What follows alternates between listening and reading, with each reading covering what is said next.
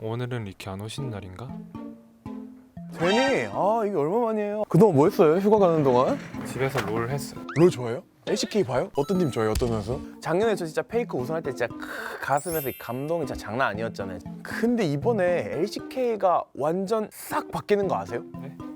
잘 됐다. 올 시즌 그 LCK컵 미디어 대회 또 다녀왔거든요. 또 사무총장님한테 직접 만나서 왜 이렇게 바꾸는까 제가 진짜 세세하게 다 물어봤거든요. 진짜 간단하게 설명해 줄 테니까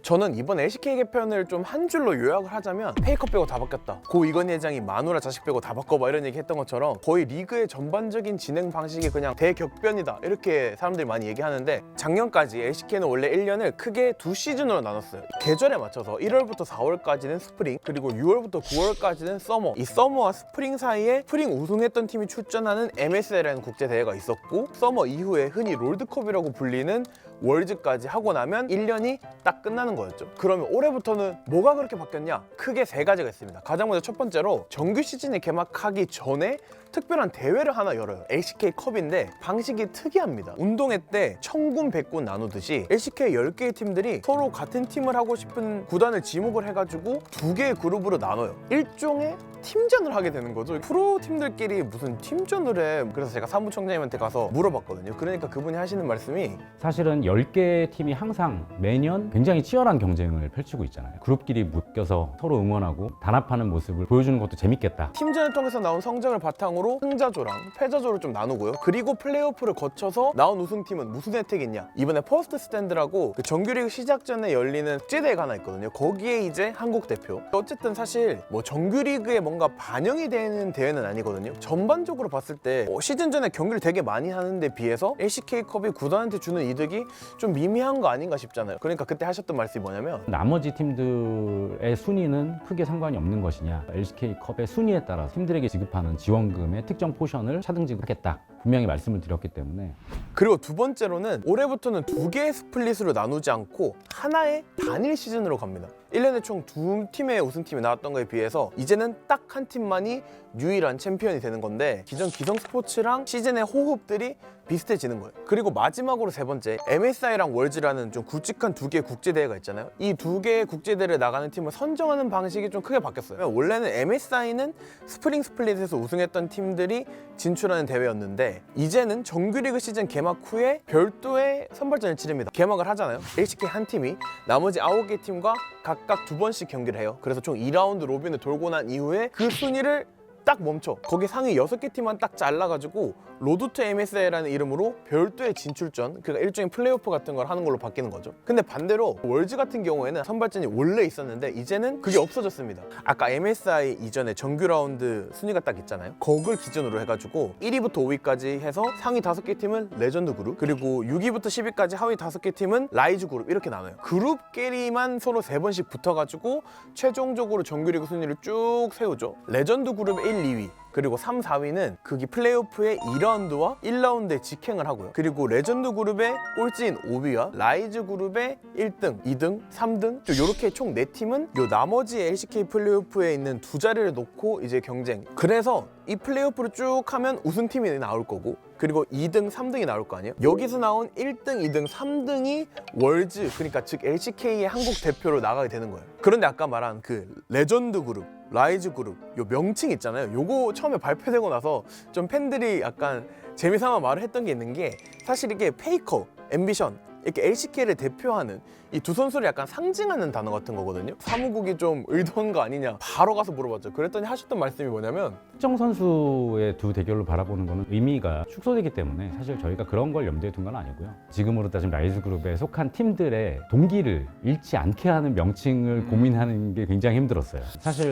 팬분들이 많이 알고 계시는 뭐 동부리그, 서부리그, 애착을 가지고 불러주시는 거를 활용을 해볼까 하는 생각도 했지만 직관적이지 않고, 그래도 레전드 그룹과 라이즈 그룹이 양쪽 그룹에서 봤을 때 마음이 쓰이지 않는 명칭이다.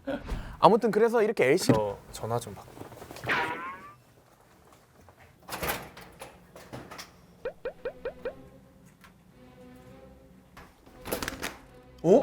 대니 여기서 뭐해요? 아까 통화하러 간다더니. 이 추운 날씨 어디 가려고 지금 엘리베이터 찾고.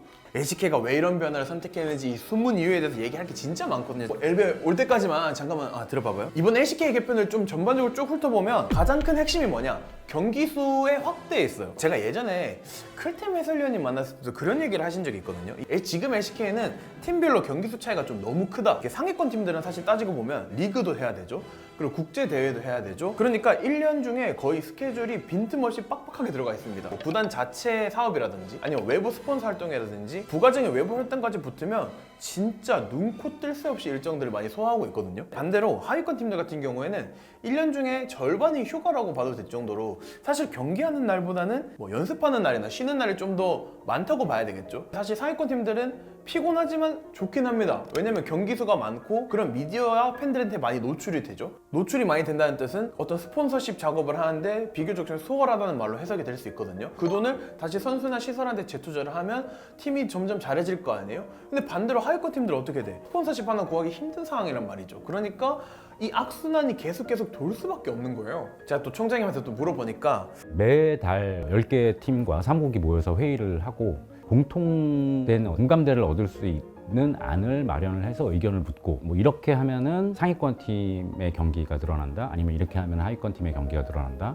시뮬레이션은 뭐 수도 없이 돌렸고요. 그래서 이게 지금 정규 시즌이랑 여러 플레이오프를 고려해보면 기존 시스템이랑 비교해서 한 팀이 최대 11경기까지 더 많이 하게 됩니다. 사실 뭐 11경기가 뭐 많아 보이지 않을 수도 있는데 LCK 정규리그 한 라운드 로빈을 도는 것보다 좀 더 많거든요. 그러니까 구단 프런트 입장에서는 사실 홍보나 마케팅 입장에서 좋은 기회가 되고, 그리고 일단 팬들 입장에서도 내가 좋아하는 팀 경기가 11번이나 더 볼 수 있다. 이것만큼 더 좋은 게 없잖아요. 가장 중요하게 생각한 거는 팬들의 재미, 즐거움입니다.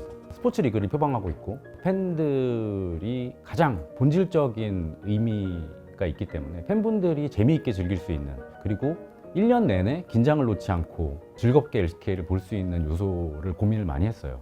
아무튼 이렇게 여러모로 좀 긍정적인 효과를 기대해 볼 수 있는 부분이 있기도 한데, 반대로 여전히 조금 우려되는 부분도 있어요. 지금 LCK의 인기와 팬덤 사이즈에 비해서 경기장이 너무 작아요.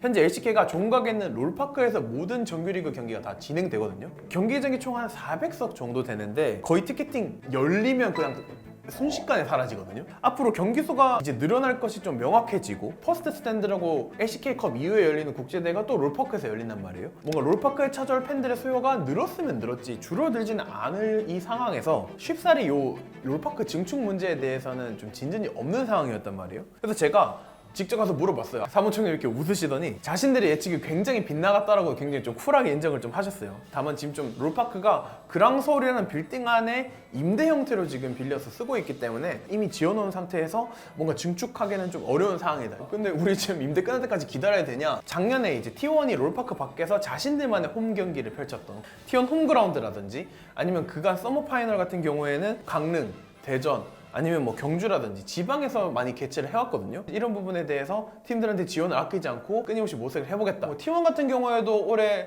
제가 좀 취재해본 바로는 홈그라운드를 역시 준비하고 있고, 젠지 같은 경우에도 첫 홈그라운드를 좀 준비를 하고 있다고 제가 알고 있거든요. 그리고 MSI 선발전 같은 경우에도 이제 서울 밖 도시에서 또 개최 도시를 모집을 하고 있으니까 뭔가 이 롤파크의 작은 한계를 뭔가 좀 외부에서 벗어나서 좀 해소할 수 있을지도 많이 좀 지켜보면 좋을 것 같아요. 쫙 듣고 나니까 어때요? 이제 시야도 넓어지고 롤파크가 싹 그냥 알게 됐어.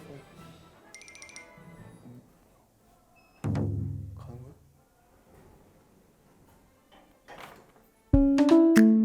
이번 영상을 만든 PD가 추천하는 영상도 보고 가세요. 스브스 뉴스의 다른 영상을 즐기시려면 구독 버튼을 꼭 눌러주세요.